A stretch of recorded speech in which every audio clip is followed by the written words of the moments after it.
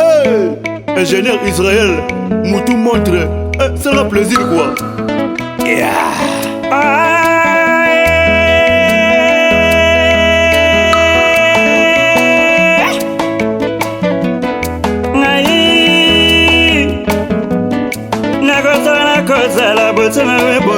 Tonton de la presse congolaise, Juvenal, Zambalinga Gassalon Iranio, Yoeli Subimina Yomoto, Zamabula Kozala Tsaor, Yoeli Subimina Yomoto. Pour la richesse, Nanga Tonton Jivé, Naimio, Nalelion Zemboye, journaliste à la Tibranza, Yavanagana Bande Touchette, journaliste à la Tibranza, Yavanagana Bande Touchette, Mobile Kitoko, Yabonina Bambandate, Botinayo. Ils ont mérité Bambandate. Bolimana yo ekomiko sepelisa. Héros dans l'ombre. Bébé Bokel tu confort. La femme en classe mondiale. Maman na Kelsey Kibala. Didi Stone Kibala. Benedict Bokel tu Kibala. Elle a parié. Tonton Juvenal Kibala. Mobala la Kinsa Banagu.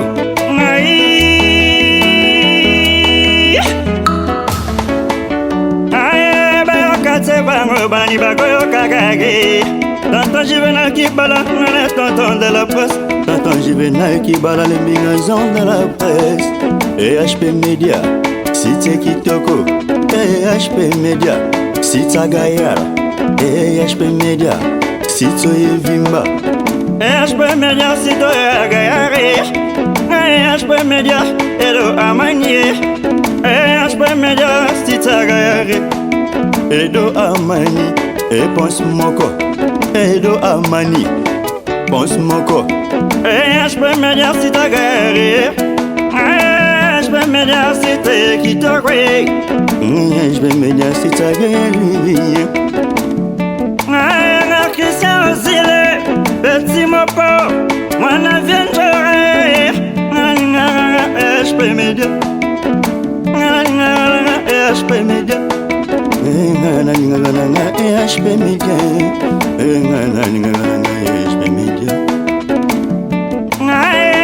HP Media, Kindoki politique, Monsieur étonnant. HP Media, HP Media, Héritier Kobi, na studio Erlin, na Katianjili, Ria, ya.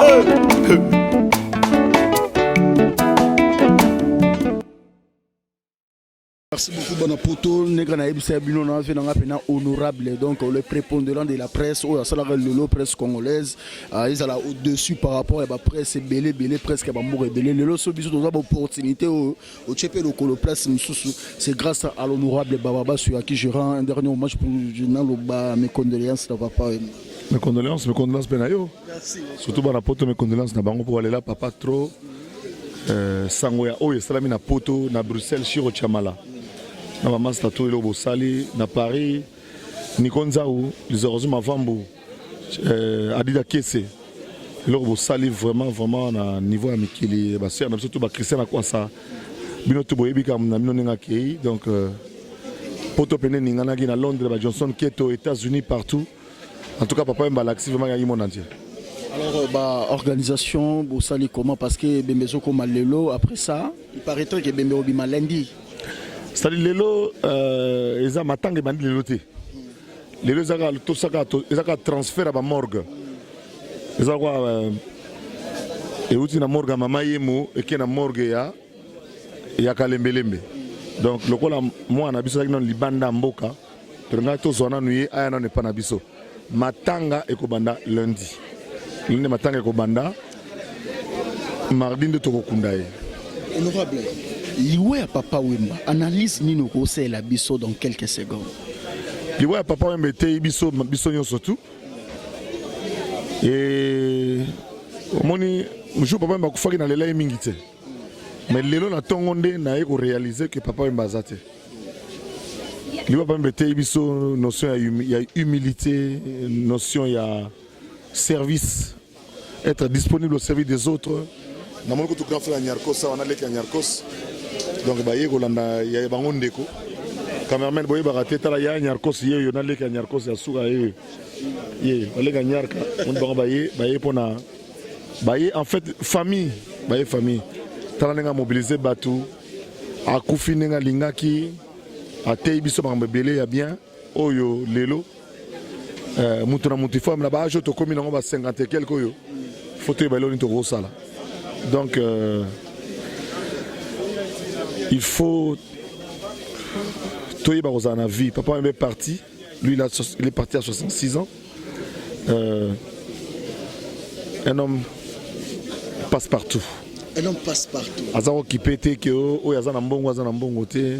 Alaxi biso que cause la riche. Ezara na mbongo te. Talande ba yambi na balé na Côte d'Ivoire. Na ba délégation outi ba Bénin.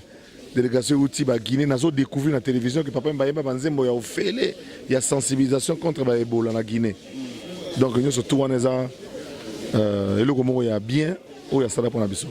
Comment vous jugez les artistes congolais? Ce n'est pas à moi de juger les artistes congolais, l'heure est à l'union et à l'unité. Même à Boko Haram masala trêve pour na tabata Monisco et bata oni ba kota ba pesa damage na bakisi. Sikoyo l'heure est à l'unité. On a arrivé à Bisso, à Daé, ba petit na tout, ba master na tout, ba ya na tout, toza awa na aéroport pour na kozoyer, kotika na morgue et puis kozoyer makoloti stade tokundaye mardi. L'heure est à l'unité. On n'est pas là pour juger qui que ce soit. L'heure est à l'unité et à l'union pour rendre hommage à cet artiste qui a voulu que les choses se passent Nenge Salami Lelo. Lui, au moins, Dieu a exaucé sa prière, il est mort comme il a souhaité. Que pensez-vous aux gens qui disent que c'est un complot, il était empoisonné? Que pensez-vous de ça? Apaiser tension, il y a Batunayo qui peut pas un micro qui est empoisonné. Il faut que les professionnels tout expliquer. J'ai été formé au Stade de France, dans la présentation Belé. Mon micro, leader, ce sont des micros qui coûtent extrêmement cher. Et ça, micro et appartenir à Batu. C'est-à-dire, louara Batu wana pour bailler un matériel. Donc, matériel au bayaki nango wana, micro qui réservé na papa Wemba. Mukolo matériel na tant amoni Batu par mon matébélé na scène à protéger yango. Installateur a longo le micro ya tchaki. Donc, boti kabiro bozo lo balawana lo ma coupé noir wana boy. C'est professionnel, les micros coûtent cher. Tout le monde a un la scène à Kinshasa, il y a un micro. Tala bien un concert, même concert religieux. Avant concert, il y a un singe micro et il y a un soki qui a la balance. Tala bien. Micro et un soki qui a la balance, le micro est pour toi baraba micro. Donc ce n'est pas exclu que mon tumo peut n'abidjan, n'a qu'à fouiller joana. Soit tu croire, soit tu allez caper un micro. Ce sont des micros qui coûtent 2000, 3000 $. Non, à liberté. À liberté. Papa Wemba. Bisso, s'il vous plaît, monsieur. Bisso bateau, tu es Papa Wemba. Tu es que Papa Wemba, Azaki convalescent. Est-ce que tu es Papa Wemba, tu as la coma, la poto? C'est pour vous dire que malade, il fallait koufa pour aller à l'hôpital, dans l'hôpital T. Ngana kokufa na micro na maboko ya onde salami. Bo aider batu. Bino za journaliste bo aider batu na compréhension. C'est trop bien ridicule na explication ya bas étage. C'est une réaction la preuve baye ko d'abord ko tia micro ngo kaka tango linga yemba. Kaka tango linga yemba nde baye micro d'abord et puis baye ba pesa que micro avant. Ba pesa que micro na avant na C et puis pour na komeka voix na ye ba tikele micro na ye tango mati baye li tige ko tielango. Tangu akwei bazongi si bikola balongoli yango po baroyiba. Voilà, merci. Merci beaucoup. Merci à Héros d'Alombre. Merci à Bateau tout vraiment au soutenir tonton Yves Malou Kinshasa Makamo. Pense à ça un boulot correct. Et deux amani pense moro. Balobi Zakari Baba sur l'homme à part. Pense n'a pas comprendre. Freddy Akimbe Freddy Matika Songo, Balobi Aminata Kiasuka, honorable Bachaimbi. Merci beaucoup à Arnaud Ngwani, à Yves Moubobo, Serbo Credo, Toko le lavamana batuto ba soutenir tonton de la presse, moi batunanga pena donc so bon a pena bakindoki donc héros d'alomba bébé bokechu moi ça pembe sokurika Roma bushita niveau kindoki. Merci, on se retrouve. Merci beaucoup, Banapoto. Toujours tout ça dans 4 interviews. On a repéré international. Il y a Julie, mais on a vu dans un pénal. Babi Jusé Katanga, Mingi, Pénel, il y a Poto 0033. Nakatsaki, nous fait dans un pénal. Moi, Kalambaï. Mes condoléances, JC. Ouais, merci beaucoup. Merci. Tonton. Merci beaucoup. Alors, j'espère que tout ça a pour nous là. Papa, vous êtes combien de nombre il y a délégation et outils Paris? Délégation Outi Paris, Tozali, na Katia salle, na salon, Toza une dizaine. Mais je vais parce que autorisé, nous sommes contactés.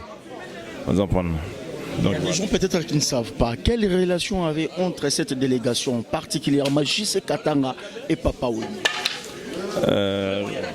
Relation, il y a personnellement un Papa Wemba. Et Zali, relation fraternelle. Donc, Papa Wemba, bon, c'est un musicien. Mais relation avec il est le cas qui est musicien. Comment il peut être petit na venaye.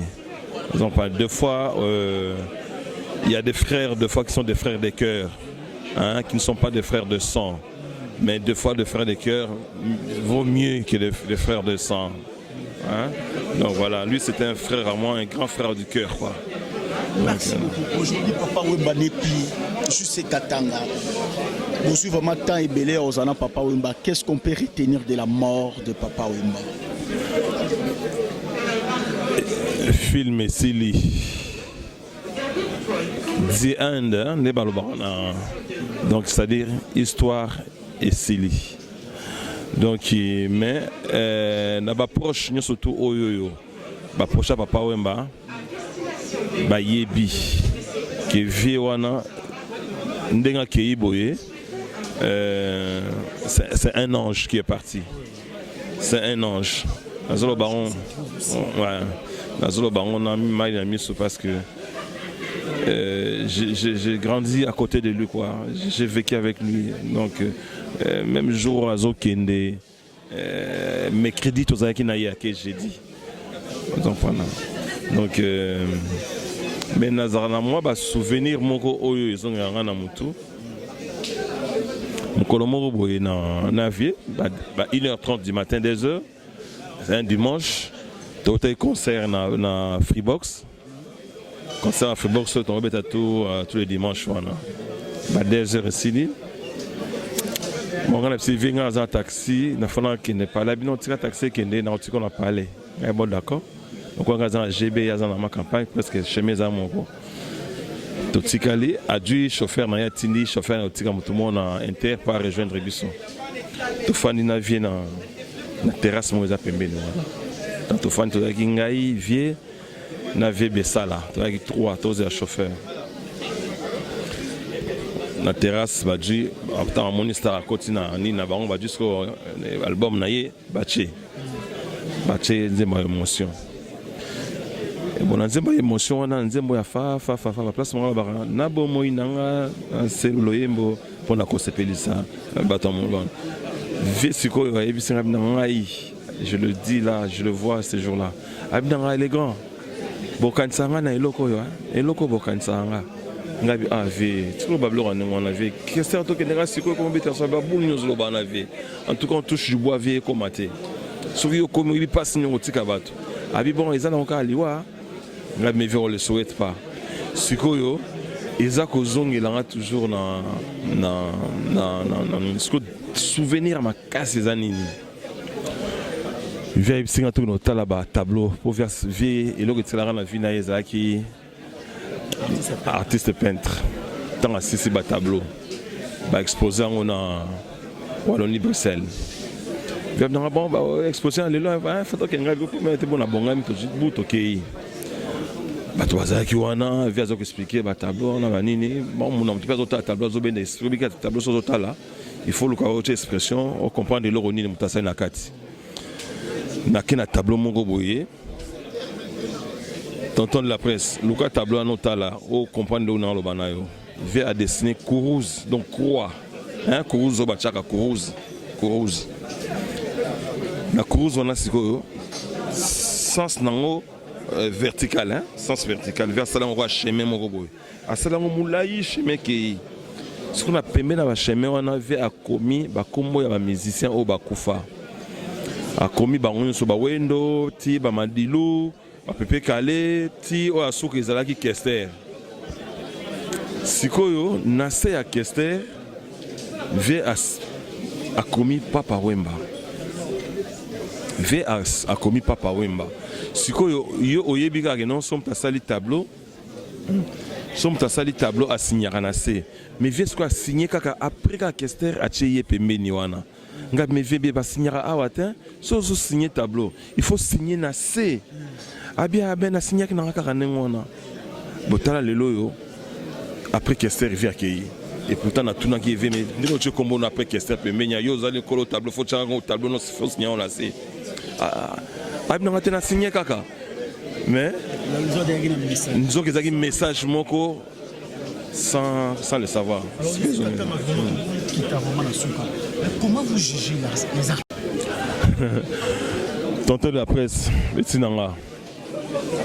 monde wana, les aliments à part.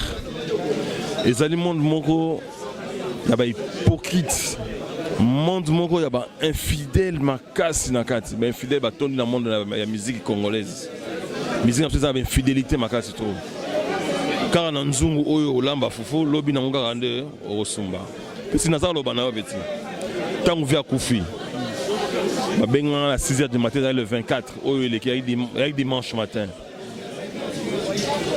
Tu as parlé de la campagne, la résidence à vie. Vous entendez? Na côté en résidence à vie, na mona kofi. Na moni kofi aye. Vous entendez? Kofi aye. Et ça là on matanga. Vous entendez? Mon so bi climat ni ezaki ye na vie. Bon, ya on matanga ba fait kimbuta bazaki ba officier bazaki moyen ko tout que non. Tout na tout bimisa ko tout bezaki te quoi que ce soit to va na soit tranquille to la kaka. Après tu vas penser petit lelo yo tonton. Tu vas dans le salon d'honneur, c'est l'accord à vie. Petit frère, tu as fait faire du avion, ce qui concerne le Bénin. Les lois, peut-être une minute, il n'y a même pas une heure à Zaki n'a pas du avion à Kende. Mais dimanche, tu as n'a parlé à vie, à Ego la vie. Aux enfants, binomo moni. Mais si tu as du avion à Kende, peut-être dans la ata, ce qui est le bim, tu as pire venayo au Bolimbisani. Mais mon collègue Benezoya. D'abord, l'activité tout, il faut qu'on y ait. Attention, Baboyo Koma, mais au fond, on a quoi nayo. Tant que c'est à Koufaki, via Komarate, mais via les laïcs qui sont dans Molokai. Tu aurais été via du avion qui est, tu es dans Molokai, via les petits naïs. Vous comprenez, un général de vivre la musique. Mais hypocrisie en haut niveau. Binomo Brozaba, tu après, c'est beau juger. Voilà quoi. Merci beaucoup. Alors aujourd'hui, je sais qu'attendre Loba, hypocrisie ça makasi autour de la mission congolaise. Vous passez à la télévision pour Kocha et le numéro Bouyakobimisa comme si c'est quoi là le Mutumalamu on a coûté non je suis touché au fond de moi-même mais le lot pena venayo et voilà donc à outil cornayo zo ta zo ya lelo et zo avion pour que les Bénin pour na signer ba production ko signer ba contrat c'est la honte pour la musique congolaise. On se retrouve à EHP Media Cité Kitoko EHP Media Cité Gayara EHP Media Cité Vimba EHP Media Cité Gayara EHP Media Edo Amani EHP Media Cité Gayara Edo Amani et pense moko Edo Amani pense moko EHP Media Cité Gayara EHP Media Cité Kitoko EHP Media Cité Gayara Christian Zile, petit mopo, moi vient EHP Media, EHP Media, EHP Media, EHP Media, Kindoki politique, Monsieur étonnant. EHP Media